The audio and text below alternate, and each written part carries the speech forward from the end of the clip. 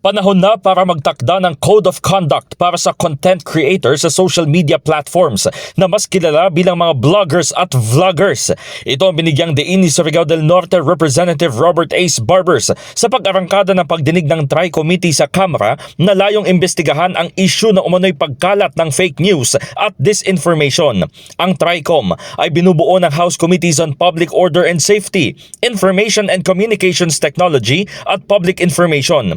Sinabi ni Barbers na ikinasa ang investigasyon hindi para patahimikin ang sinuman o tapakan ang kalayaan sa pagpapahayag, kundi labanan ang pang-aabuso sa digital platforms. We are here to draw the line between responsible discourse and the deliberate, systematic abuse of digital platforms to spread lies, destroy reputations, and manipulate public perception.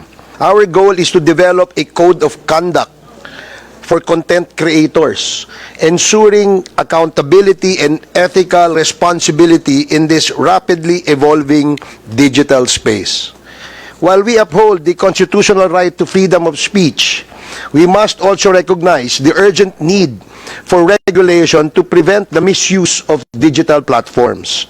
The lack of oversight has allowed vloggers and online influencers to freely spread harmful narratives without fact-checking or ethical accountability.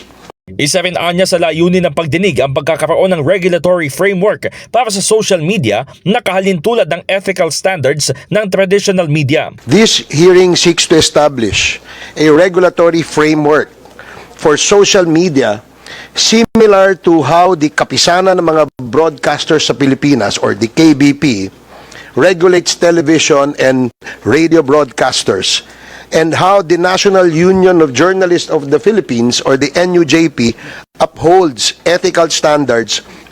To address this, social media platforms like TikTok and Facebook must be treated as legitimate businesses requiring a franchise or accreditation system. For monitoring and removing defamatory content, we can foster a safer and more responsible digital environment.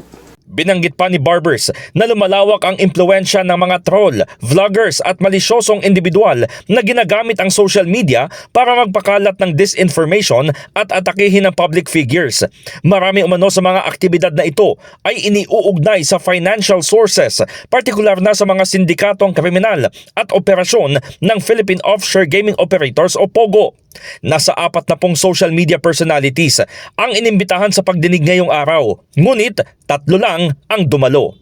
In the heart of changing lives, ito si Brigada Haji Caaminio ng 105.1 Brigada News FM Manila, The Music and News Authority.